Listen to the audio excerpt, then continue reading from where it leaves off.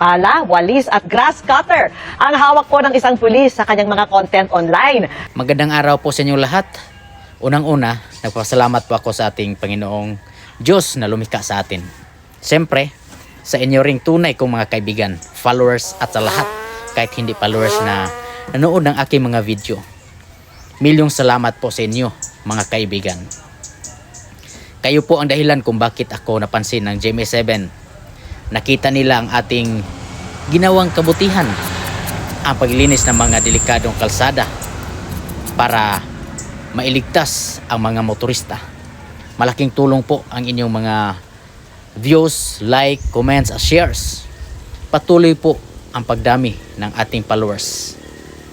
Kalahating milyon na po tayo.